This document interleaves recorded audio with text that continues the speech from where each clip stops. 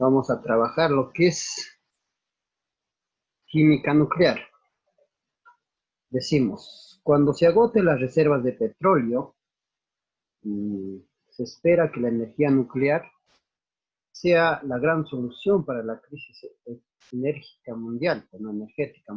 Entonces, resulta necesario que planteemos preguntas como ¿dónde y cómo se origina la energía tan poderosa? ¿Dónde crees que se origina? ¿Cómo se empleará dicha energía con fines pacíficos? ¿Ya se ingresó a la era nuclear? Estas son las preguntas que normalmente existen, ¿no? La química, la botánica, la geología, la medicina, la metalurgia, la agronomía, la fisiología, la ingeniería genética y otras disciplinas se han beneficiado grandemente con el uso de los radioisótopos. Pero, ¿cómo y por qué? Sería la pregunta. Entonces, la química nuclear estudia los cambios naturales, artificiales, que ocurren en el núcleo de los átomos, en el núcleo, o átomos inestables. Esta rama de la química comienza con el descubrimiento del fenómeno de la radioactividad por parte de Becquerel. Luego los esposos Curie y Ernest Rutherford, principalmente, descubren este fenómeno ampliamente. Bueno, posteriormente, los científicos de Estados Unidos y de la antigua Rusia desarrollaron tecnologías muy sofisticadas para aprovechar la poderosa energía nuclear. Lamentablemente, con fines bélicos, bueno, para fabricar armas nucleares poderosas como bomba atómica, la bomba de nitrógeno o la bomba de neutrones. Sin embargo, en la actualidad, la energía nuclear también se utiliza con fines pacíficos. Por ejemplo, para generar electricidad, fabricar motores atómicos, pilas atómicas, para el tratamiento de cáncer y otros campos en la actividad humana. Es así, con esta introducción, iniciamos lo que es química nuclear. Es un tema bastante importante, entonces empezaremos con lo que es química nuclear.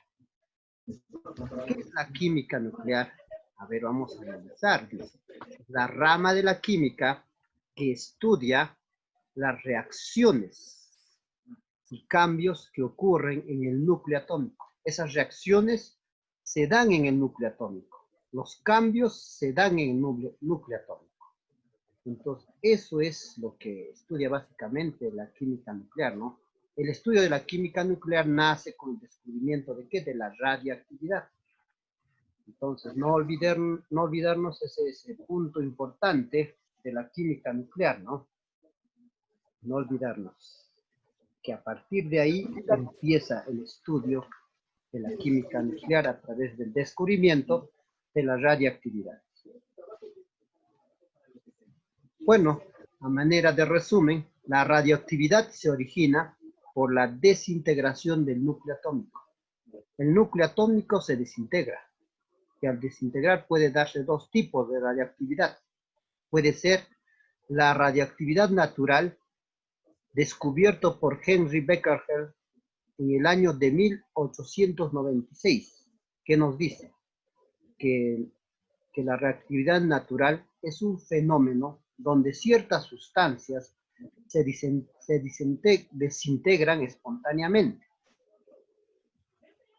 Entonces, emitiendo tres tipos de radiaciones, o sea, se va a desintegrar y lo que va a emitir es tres tipos de radiación alfa, beta y gamma. Y bueno, también existe la radioactividad artificial que fueron descubiertos por los esposos Joule y Curie a partir del bombardeo nuclear. Y eso es la radiación artificial. Bueno, a manera práctica, entonces ahí tenemos un resumen de los dos tipos de radiación, natural y artificial. No se olviden. La pregunta es, ¿cómo nace la radioactividad?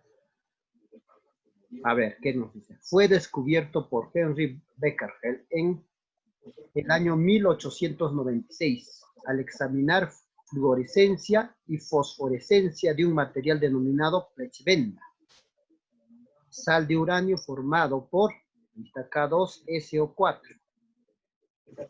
uranio, radio y polonio. Bueno, vamos a explicarlos esto básicamente. Entonces, ¿cómo fue esta situación, profesor? El fenómeno de radioactividad, como lo dice ahí, fue descubierto en forma casual, ya, por el físico francés. Este es un físico francés, Henry Becquerel, ¿no? El año, ustedes lo tienen, que es el año 1896. ¿Qué pasaba? Que cuando estaba estudiando el fenómeno de la fluorescencia, y lo tiene, y la fosforescencia, para saber que estas sustancias, ¿no?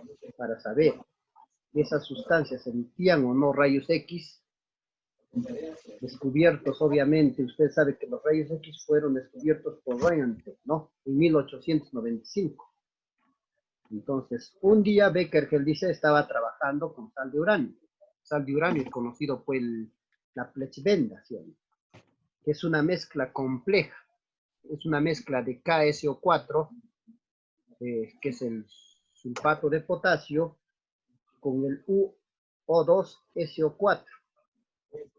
También dos moléculas de agua, U3O8, y otros compuestos de uranio, radio y polonio.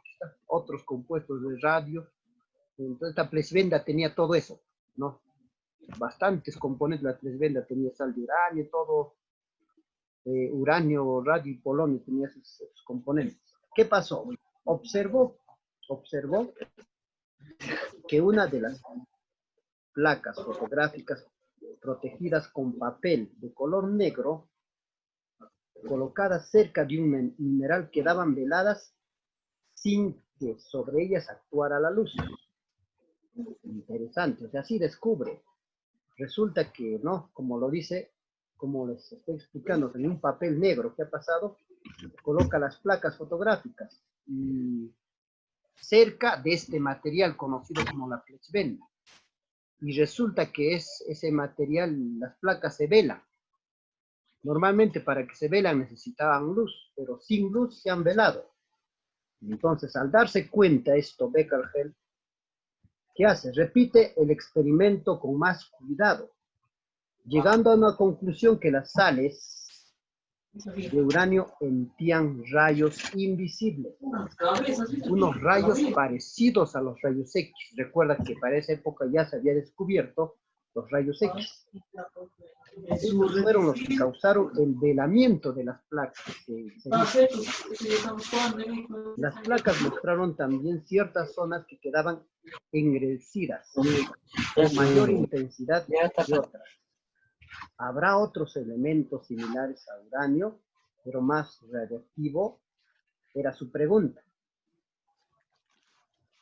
Entonces, para responder esta pregunta, bueno, hay una historia completa. Becquerel encomendó el resto de los experimentos a la polaca Marie Curie, ¿no? Pierre Curie. Bueno, entonces ahí está, chicos, ahí está cómo se descubre la radiactividad. Bueno, entonces, a ver. Entonces, hablemos ahí de Marie Skłodowska Curie y su esposo Pierre Curie, que descubrieron dos nuevos elementos radioactivos, ¿sí? El polonio y el radio. Para ello usaron la plechbenda mezclada con ácido nítrico y la técnica de la precipitación en el año de 1898. Muy bien, entonces, ¿te recuerdas que fue su profesor Becquerel que les encomienda, ¿no? Entonces, ¿qué pasó con los esposos Curie? Dice, luego de un análisis complejo, comunicaron los hallazgos de dos nuevos elementos radiactivos. ¿Cuáles eran? Aquí está, pues, ¿no? El polonio y el radio. Los esposos Curie llevaron a cabo un análisis químico sistemático de una solución de plechbenda, han utilizado la plechbenda, en ácido nítrico. Ahí está el ácido nítrico, tenemos mediante el proceso de precipitación. La solución de Plettvenda, ¿no?, en ácido diluido era tratada como con el sulfuro de hidrógeno. Así, el uranio y las trazas de torio permanecían en la solución y las impurezas del plomo, bismuto, cobre, arsénico y el estaño se precipitaban, bueno, se separaban. En el precipitado se mostraba una fuerte radiactividad, se dieron cuenta. Luego el sulfuro de arsénico y el antimonio se disolvían de una solución que contenía azufre y sulfuro de amonio. Al final quedaron sulfuros insolubles de plomo, bismuto y cloro. Luego separaron la muestra de bismuto, que se mostraba una fuerte radiactividad. Resultó que es 400 mayor a la del uranio. Entonces, ¿qué concluyeron? Concluyeron así que la sustancia extraída de la Plettvenda contiene un metal desconocido, similar al bismuto, y que sus propiedades analíticas de este nuevo elemento y se le llamó polonio, y así descubren el polonio. Imagínate, ¿cuántas veces más? 400 veces más radiactivo de lo que había descubierto Becker, que es el uranio, ¿no? ¿Qué más? Luego de la separación química de las impurezas de la Plettvenda, se encontró en la segunda sustancia fuertemente radiactiva. Este nuevo elemento se llamó el radio. El radio, que era, ¿cuánto? 300.000 veces más radiactivo que el uranio. Interesante, ¿no? Y en el año de 1902, para ser exacto, Marie Curie consigue aislar 1 gramo de radio puro a partir de una tonelada, imagínate, una tonelada de Plettvenda, traída de las minas situadas en Austria. Sí, Machuca. Muy bien. Bueno, hemos puesto un poquito acá de Ernest Rutherford, aunque ya habíamos hecho, ¿te recuerdas? En el pan duro, Ernest Rutherford en el año de 1899 demostró que los elementos radiactivos emitían alfa, los rayos alfa, los rayos beta, y el científico Paul Villard identificó el tercer enlace, ¿no?, los rayos gamma, y justamente lo que vamos a hablar, ¿no? Entonces, ¿qué es ahora sí la radioactividad? Entonces, ya como ya sabemos cómo se ha originado, ahora queremos saber qué es. Es la desintegración del núcleo, el núcleo de un átomo inestable para formar otro diferente y más estable. Muy bien, nosotros normalmente sabemos, por ejemplo, a partir de número atómico Z mayor que 20, los átomos casi son inestables. Entonces, más o menos, para que te imaginas, este átomo inestable va a eliminar, ¿no?, va a irradiar energía. ¿Y qué tipo es esa energía? Eso, pues justamente son las radiaciones electromagnéticas, ¿no? Pues van a eliminar alfa, beta o gamma.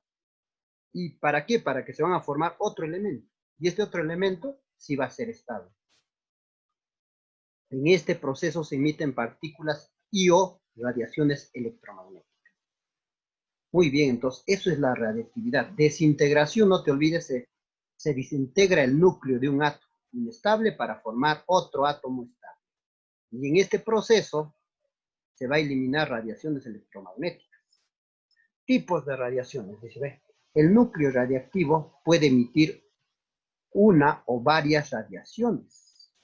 Los más conocidos que tenemos son alfa, beta y gamma. Muy bien. Entonces, vamos a estudiar en primer lugar el poder de penetración que tienen estas radiaciones, ¿no? El poder de penetración. Entonces, ahí observamos, por ejemplo, este es el átomo, ¿no? El átomo, en este caso, inestable, entonces va a irradiar alfa. Ahí está. Así es, esta es la partícula alfa, ¿no? Esto es así. La partícula alfa, entonces, poder de penetración, mira, el papel no pasa. No lo pasa el papel. Los rayos beta, ahí está. Los rayos beta sí sobrepasan el papel, pero el cuerpo humano no lo pasa. Los rayos gamma sí sobrepasan el papel y hasta el cuerpo pasa, y el metal también lo pasa. Interesante. Entonces, pues, ¿quién tiene mayor poder de penetración? Ahí tú haces tu análisis. Pero vamos a ver, viendo esa situación, a ver. Ahí está, un poco más ahora ampliando contra otros. De antes estábamos analizando hasta con el papel, ¿no? Con el papel. Hasta aquí estamos analizando. Ahora analicemos mucho más completo. Mira, hemos visto que los rayos alfa, el poder de penetración, la piel no me lo detiene, hasta el papel lo detenía, ¿no?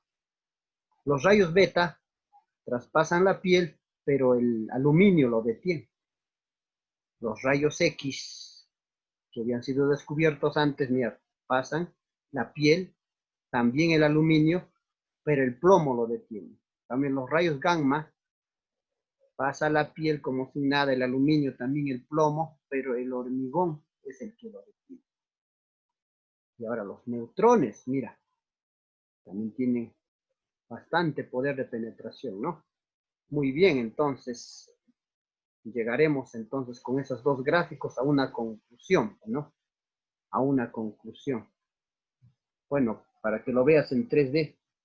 Entonces, ahí tenemos la radiación alfa, mira, ve, en la hoja de papel nada más se detiene. Los rayos beta en el aluminio, los rayos gamma, placa de plomo y la radiación neutrónica, cómo sobrepasa. Solo el bloque de agua y hormigón tal vez lo sobrepasa. Y algunos que consideran que esto también lo pasa en los rayos gamma, ¿no? Ya, vamos a ver. Rayos alfa son partículas formadas por dos protones y dos neutrones. Tienen muy poco poder de penetración. Entonces, con estos tres gráficos ya te vas a dar cuenta quién tiene poder poco de penetración. En cambio, los rayos beta son partículas formadas por dos electrones y tienen mayor poder de penetración que las partículas alfa. Eso casi de eso te preguntan, de estos tres, ¿no? Los rayos gamma, que no tiene carga, es una radiación neutra. Tiene gran poder de penetración. Para poder detenerla es necesario utilizar placa de plomo o hormigón. Todavía se necesita eso, ¿no? Muy bien. Se observa entonces, chicos, que los rayos alfa son solo detenidos por una lámina de aluminio, ¿no? O la hoja de papel. Pero normalmente suficiente lo detiene también el aluminio de 0,1 milímetro. Y los rayos beta son detenidos por láminas y seguimos analizando aluminio por 3 milímetros. ¿No? Ese dato es importante. O sea, para detener los rayos alfa necesitas solo 0,01 milímetro de aluminio. Pero para detener los rayos beta necesitas 3 milímetros de espesor de aluminio. Pero para los rayos gamma, que son más penetrantes, se necesita 30 centímetros de fierro. Por lo tanto, el orden de penetración ya lo viste. ¿Quién es mayor? Alfa, beta y gamma. Eso es lo que me interesa a mí. ¿Ya? ¿Cuál es el poder de penetración? Esperando que esté claro esta primera parte. Bueno, entonces ahora acá viene el análisis de cómo más o menos se ha determinado, ¿no? Esto. A ver, vamos a explicar qué está pasando aquí. Bajo la influencia del campo eléctrico, entonces aquí está, mira, ve que hay un cátodo, un ánodo, las placas con carga eléctrica, entonces existe aquí un campo eléctrico, ¿no? Los rayos alfa, ¿qué va a pasar? Mira, ve, normalmente aquí, los rayos alfa, ¿qué va a pasar? Más o menos lo que ha hecho Thomson, ¿no? Se desvían al polo negativo. Entonces, los rayos alfa se están yendo al polo negativo. Ahí está. Por lo tanto, deben estar constituidos por partículas de carga positiva. O sea, si los rayos alfa se van al negativo, ¿cuál ha sido la conclusión de los estudiadores? Por lo tanto, ¿por qué se va al negativo? Porque debe ser positivo, ¿sí o no? Entonces, como es positivo, se va al negativo. Lo atrae el negativo, ¿ves? Entonces se concluye que las partículas alfa son de carga positiva. Ahora, los rayos beta, acá, los rayos beta se desvían más que los rayos alfa, pero se van hacia el polo positivo. Mira, su desviación es poquita acá, pero los de beta se desvían más, mucho más, ¿ve? Pero se van al polo positivo. Por lo tanto, ¿qué concluimos? Deben estar constituidos de carga negativa. Deben ser de carga negativa, ¿no? Pero de mayor frecuencia. Por lo tanto, son más penetrantes, ¿no? Muy bien. Entonces, ¿qué más concluimos? ¿Qué más concluimos? ¿Qué más se puede observar ahí? Los rayos gamma también observamos, profesor. Los rayos gamma, ¿qué pasa con ellos? No sufren ninguna desviación, o sea, se van directo. No sufren ninguna desviación. O sea, ¿qué conclusión sacamos? O sea, entonces es de energía pura. Tipo rayos X, parecido a los rayos X, pero con mayor frecuencia que los rayos X. Por lo tanto, son más penetrantes. A estas conclusiones se llegó luego de realizar experimentos muy complejos por parte de muchos científicos. Entonces, ya en el tema de modelos atómicos más o menos he explicado eso, ¿no? Ahora sí, estamos así. Es la forma como se determina todas las características de los tres tipos de rayos y los instrumentos que está utilizando de sustancia radiactiva. Puede ser que ya conocemos la plechibenda, el uranio, el polonio, las sustancias radiactivas, ¿no?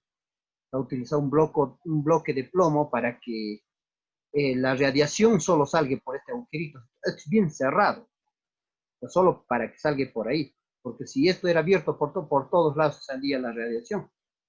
Entonces solo ha dejado un huequito para que por ahí nada más pueda salir. Y no es que ha salido uno en uno. ¿Eh?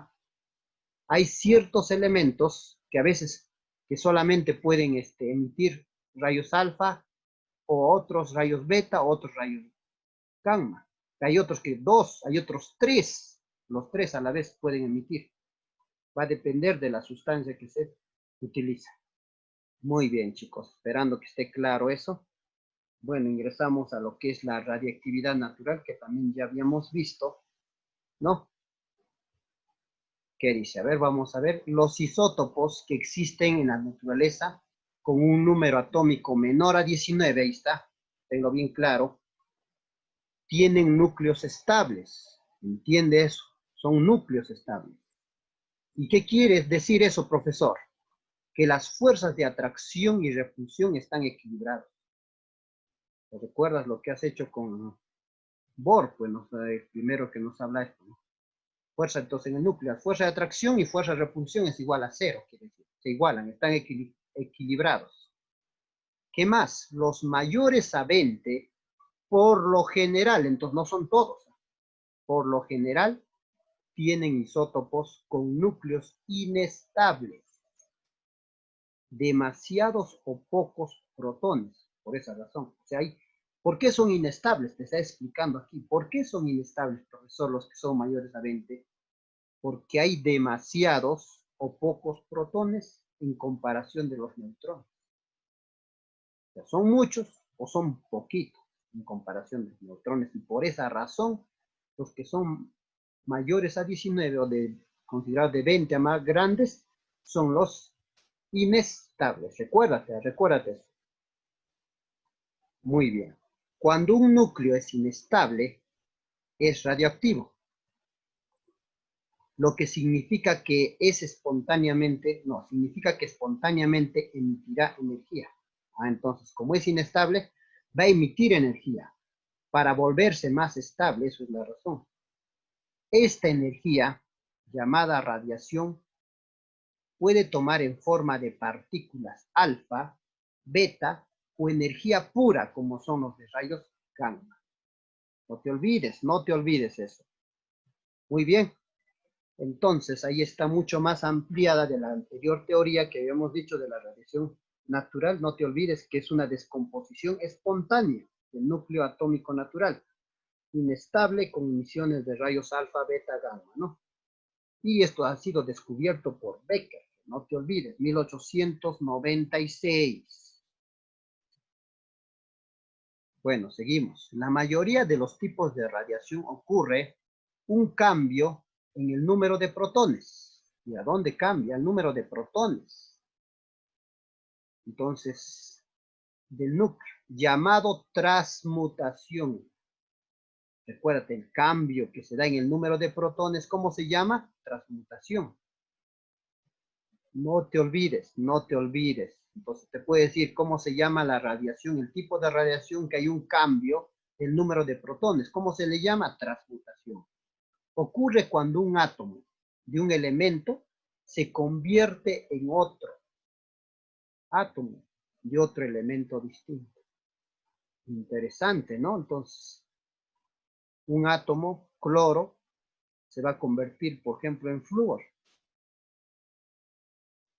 ¿Cómo es? Esto es posible, ¿no? Ese fenómeno se le llama transmutación. Muy bien. Para identificar a los isótopos radioactivos, se escribe el número de masa, después el nombre, o el símbolo del elemento, y por lo tanto el siguiente isótopo se llama, lo tenemos, por ejemplo, un ejemplo, ahí está. Cuando te escriben así, este es un elemento radioactivo, yodo 131, puede ser con el símbolo yodo 131. De esa manera se escribe para identificarlo, ¿no? Ya usted, por el anterior tema, que sea de que el número de masa es el número de protones, ¿no? Y el símbolo es este. Y ahí está el número atómico o número de protones, ¿no? Y ahí está señalado claramente. Tipos de radiación, también ya lo habíamos mencionado, pero a manera no tan, a manera general, a manera general. Ahora detallamos cada uno de ellos. Partícula alfa, símbolo alfa, o puede ser helio 4,2, porque es, o sea, no quiere decir que es esto, sino que es idéntico a esto. Es idéntico, por eso también se simboliza con el helio 4,2, ¿ya? A ver, vamos a leer. Es idéntica al núcleo del helio, ahí está, que tiene 2 protones y 2 neutrones. Usted sabe que restando acá se obtiene también 2 neutrones. Una partícula alfa tiene el número de masa 4, ahí está. El número atómico 2 y su carga es más 2, que no está puesto acá. Su carga, recuérdate que es más 2, ¿ya? Ahí tenemos, gráficamente, ahí está. 2 neutrones y 2 protones, ¿no? 2 protones y 2 neutrones, que aquí no se ha escrito. Pero ya sabes que sale restando, ¿no? Y esta es la partícula alfa. No te olvides acerca de la partícula alfa. Ya, entonces, ¿qué más podemos hablar de la partícula alfa? ¿Qué más podemos decir? Creo que después los efectos biológicos de la partícula alfa lo haremos. Entonces, algunos lo llaman notación de ecuaciones esto. Bueno, notación de ecuaciones, y esto lo llaman la notación simplificada.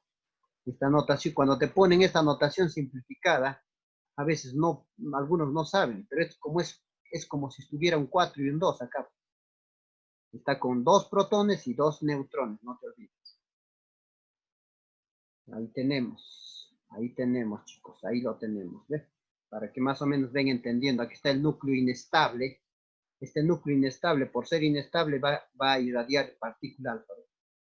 Y esta nueva partícula, este nuevo, ahora se va a generar, esto va a ser estable, pero ha emitido, ¿qué partículas? Alfa.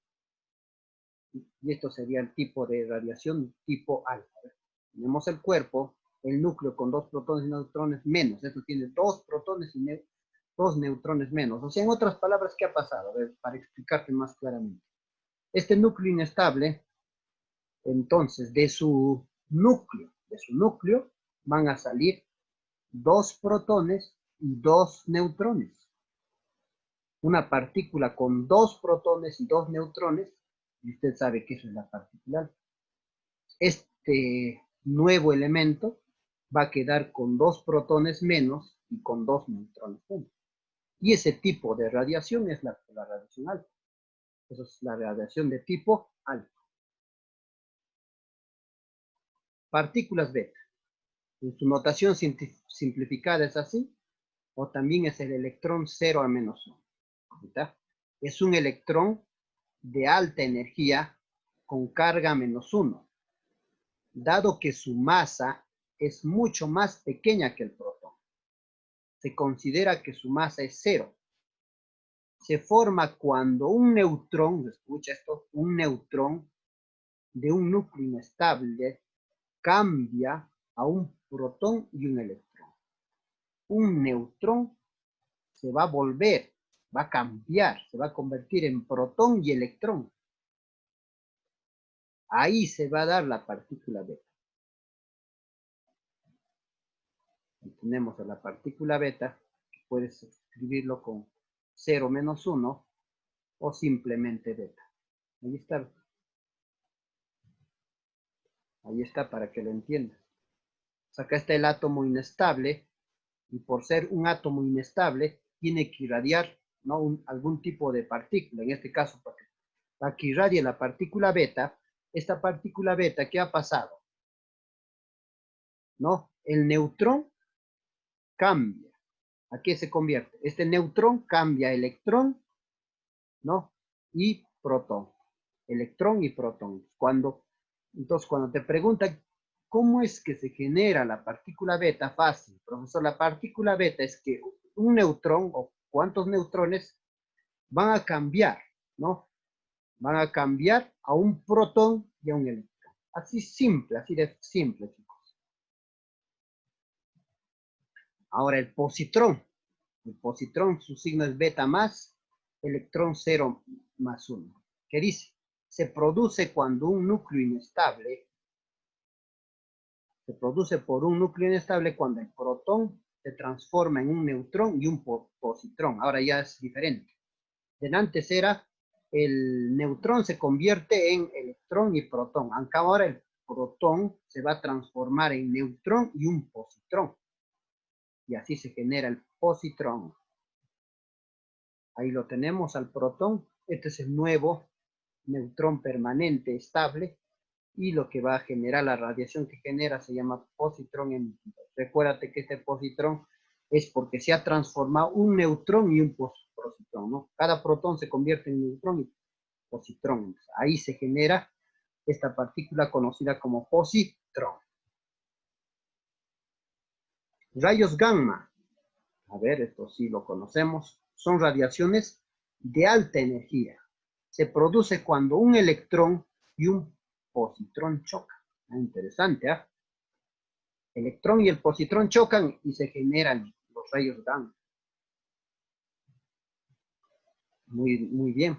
Puesto que los rayos gamma son solamente energía, se utiliza ceros para demostrar que no posee masa ni energía. Ahí está. Entonces aquí está, el electrón y el positrón chocan y se va a generar la radiación de tipo gamma. Se pone 0 para hacer ver que no posee masa ni carga. Son pura energía los rayos gamma. Ahí lo tienes, ¿ves? Pues ahí está el átomo y solamente en forma de energía, no es como de antes que están saliendo partículas. Energía pura sale. Muy bien, chicos, ahora sí. Principales emisiones radiactivas. Un resumen de los tres principales, pues principales, porque hay un montón, ¿no? De las partículas alfa, ¿cómo es su naturaleza? Su naturaleza es corpuscular. De las beta también es corpuscular. En cambio, de los rayos gamma es radiación electromagnética. O sea que tiene electricidad y tiene magnetismo. Dos tipos, ¿no? Electromagnético. Como alfa y beta son corpuscular, no te olvides. Su notación, aquí está. Algunos lo escriben, esto es lo más conocido, ¿no? Helio 4,2. Algunos el alfa lo escriben 4,2, o si no puede ser alfa solito, no te olvides, es igual. Y ya ves, su notación del beta. Es beta 0 menos 1, puede ser electrón 0 menos 1, pero algunos lo escriben beta sin nada, entonces significa que es igual a esto, ¿no? Y el gamma 0, 0, ¿no? Su carga relativa que hemos explicado, del alfa es 0, del beta es menos 1 y del gamma 0. su masa en unidades de masa atómica. Del alfa es 4, del beta es 0,0055 y usted sabe que gamma no tiene. La velocidad, esto preguntan, ¿no? La velocidad de la desintegración es 200.000 kilómetros por segundo, imagínate. Esto ya cerca la velocidad de la luz, cerca la velocidad de la luz, los rayos beta, 270.000 kilómetros por segundo. A la misma velocidad de la luz, 300.000 kilómetros por segundo. Entonces, recuérdate quién es el más veloz. Alfa es el menos veloz, ¿no? No te olvides, hijo, esa parte. Notación de las principales partículas corpusculares. Ahora la notación, el protón, su notación ya hemos visto, protón, hidrógeno 1, 1, sino protón 1, 1. Del neutrón es 1, 0. Del beta ya hemos visto, el beta 0 menos 1 o el electrón 0 menos 1. Del positrón ya hemos visto que es beta 0 más 1. Del deuterón es hidrógeno 2, 1 o deuterio 2, 1. Bueno, conocido como el deuterio, pues el agua dura. Tritón, hidrógeno 3, 1 o del tritio conocido, está tritio 3, 1 también. El alfa, ya sabes, helio 4,2 o alfa 4,2. Gamma ya está, ¿no? Entonces es así, chicos.